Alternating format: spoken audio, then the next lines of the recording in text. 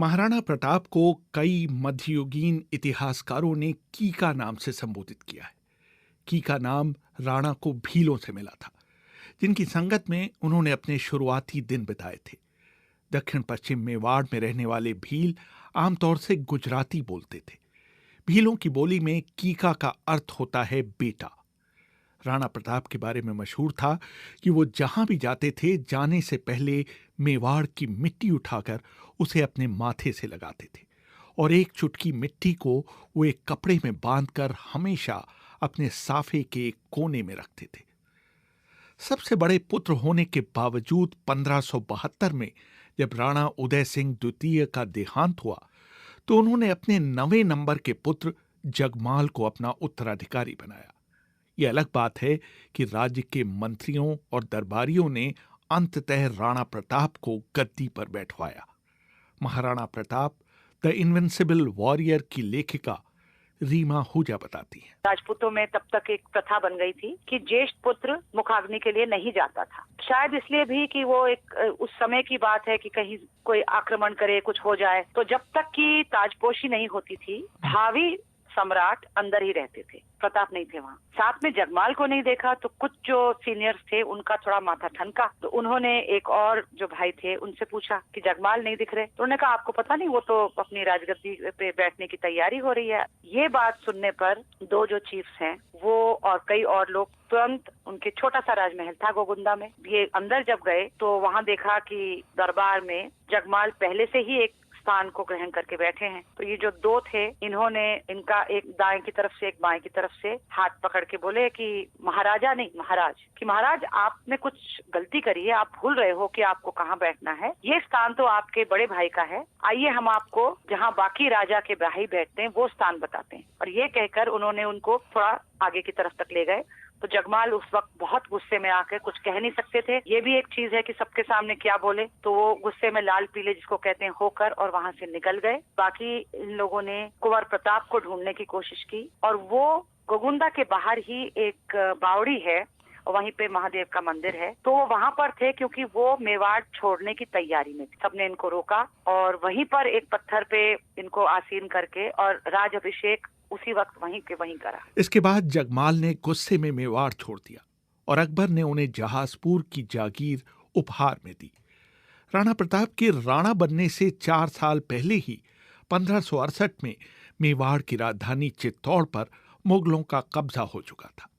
गद्दी संभालते ही राणा प्रताप ने एक तरफ मुगलों से संघर्ष की तैयारी शुरू कर दी तो दूसरी तरफ खड़ी फसल को नष्ट करने का आदेश दिया ताकि अकबर की फौज को रसद मिलने में दिक्कत हो। उस क्षेत्र में जहाँ पे मुगलों का कब्जा हो रहा था, उसको गांव वालों को कहा इसको छोड़ छोड़ के आप लोग निकलो ताकि खेती करने वाले कोई नहीं हो। और जब हल्दी घाटी पर जब आक्रमण के लिए मुगल सेनाएं कूच करती हैं अजमेर से, तब तो उन्होंने बिल्कुल ही जिसको कहते हैं कि भूमि को नष्ट करने के हिसाब से स्कॉच्ड अर्थ पॉलिसी, कि जो जो खड़ी फसल है उसको जला दीजिए, कुएं बावड़ियां जो हैं उनको या तो उनको तोड़ दिया जाए, उनमें पत्थर डाल दिया जाए, उपजाऊ भूमि को जिस तरह से भी हो उपजाऊ नहीं छोड़ें। कुछ इतिहासकारों ने इस चीज पे ध्यान आकर्षित किया है कि लगता है कि मेवाड़ का जो राजकोष था वो ना तो चित्तौड़ के पतन के वक्त, ना ही बाद में किसी भी समय हल्दीघाटी के बाद भी मुगलों के हाथ पड़ी, क्योंकि अगर होता तो इस चीज का बहुत जोर शोर से मुगल साइड से भी बात आती और मेवाड़ साइड से भी बात आती। अकबर ने 1573 से 1575 के बीच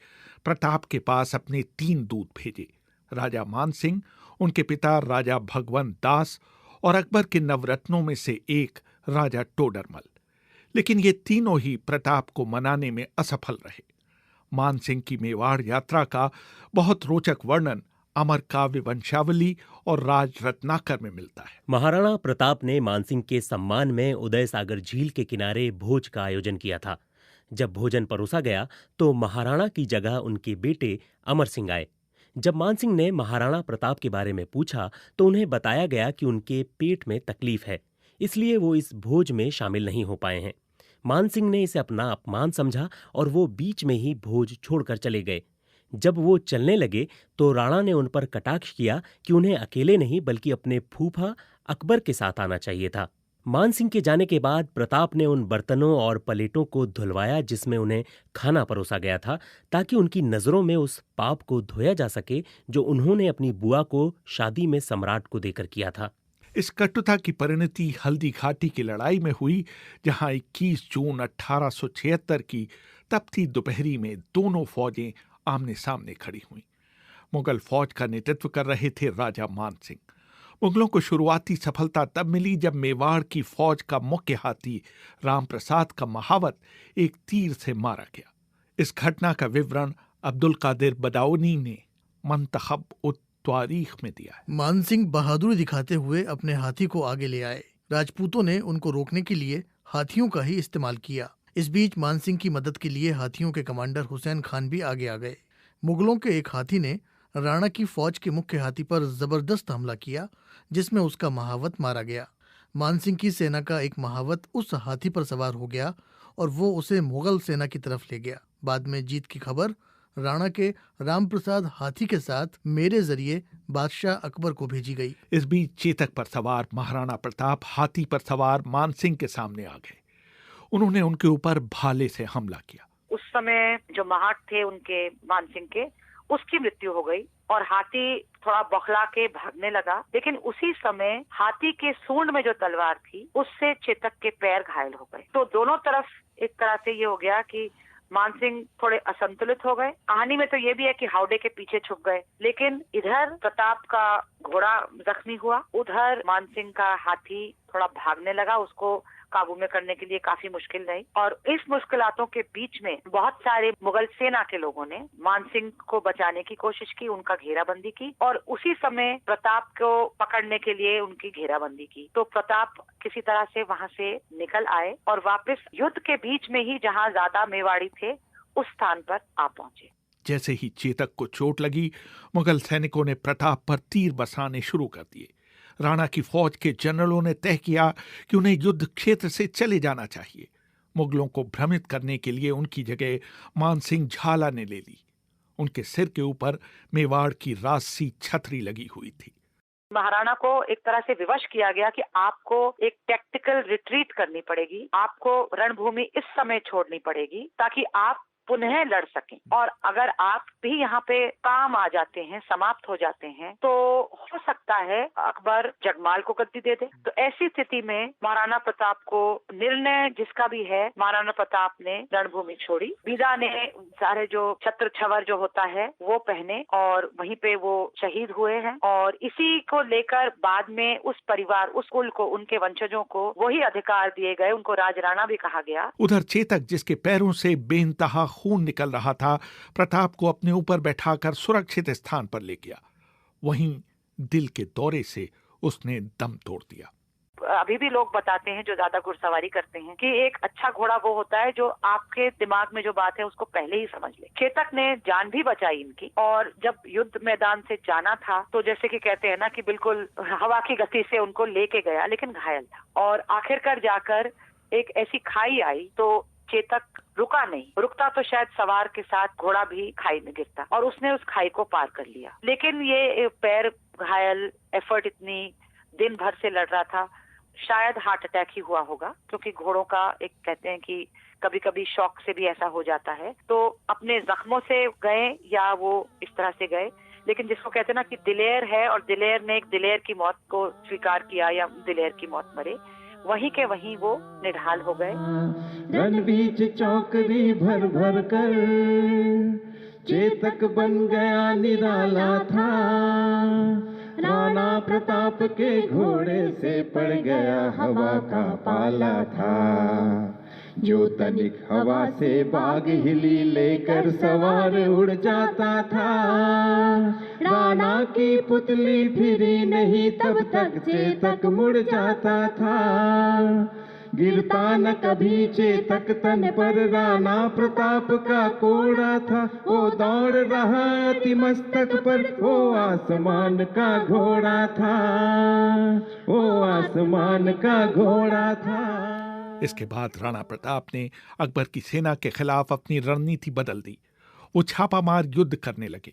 वो मुगलों पर घात लगाकर हमला करते और फिर जंगलों में गायब हो जाते। ऐसा लगता था कि महाराणा 100 जगह एक साथ हैं, क्योंकि गुप्त रास्तों से निकल निकल के वो आगे पीछे जंगलों में घुस जाते थे। पहाड़ हैं तो पहाड़ी रास्तों से भीलों के वजह से दूसरी जगहों पे चले जाते थे। वहाँ से मौका पाते ही मुगल फौजें थोड़ा धीरे धीरे चलती थी, थोड़े पारंपरिक स्टाइल से चलती थी, तो उन पर आक्रमण करना आसान हो जाता था। यही चीज आगे जाकर छत्रपति शिवाजी महाराज ने भी यही प्रणाली अपनाई, क्योंकि हालात कुछ कुछ सिमिलर थे। प्रताप ने कई जगहों पर बारी बारी से मुगलों का मनोबल तोड़ दिया। उनके रसद पहुंच नहीं पा रहे थे, रास्ते बंद हो जाते थे, कभी नहीं मालूम होता था कहाँ आक्रमण होगा। आखिरकार जाकर जो एक बहुत ही निर्णायक युद्ध हुआ है वो है देवेर की लड़ाई। और देवेर की लड़ाई में अमर सिंह का वार ऐसा था, कुंवर जो थे, कि जो मुगल की तरफ से सुल्तान खां थे वो स्वयं और उनका घोड़ा उसके 2 फाड़ हो गए थे एक तलवार की वास्ते। उसी समय प्रताप ने सुनियोजित ढंग से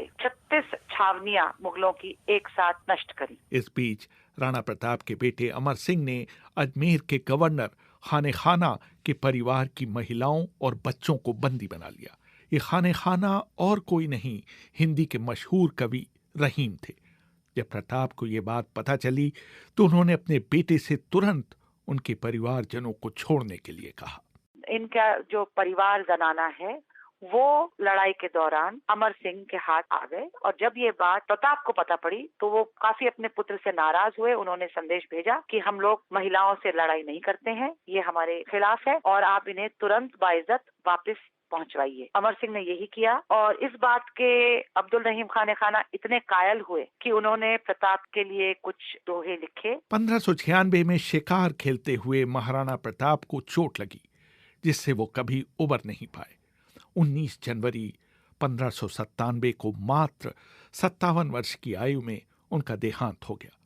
अकबर को ये खबर लाहौर में उनके दरबार में दी गई। तो ये उस वक्त अकबर लाहौर में थे और राजस्थान के एक कवि दुरसा आड़ा उस वक्त उनके साथ ही थे। जब ये समाचार पहुंचा तो दुरसा आड़ा और ज्यादातर जो चारण भाट हैं ये उसी समय कविता रचना करते थे और उसी समय सुनाया करते थे। तो उन्होंने खड़े होकर और भरे दरबार में ये बात कही है, प्रताप गोहिलोत राणा तुम जीत गए हो। तुमने कभी अपने घोड़े पर शाही मोहर जो दाग जो होता है नहीं लगने दिया। तुमने कभी आके शाही झरोके के नीचे अपनी इल्तिजा नहीं करी। तुम कभी नौरोज में मिलने नहीं आए, और आज जब तुम्हारी मृत्यु का समाचार दरबार में आया है तो देखो बादशाह का देखो सिर झुक गया है, देखो उसकी आंख से अश्रुधारा टपक रही है, देखो उसने अपनी दांतों तले अपनी जबान को ले लिया है। प्रताप तुम जीत गए। दाम कितना भी भला कोई लगाए,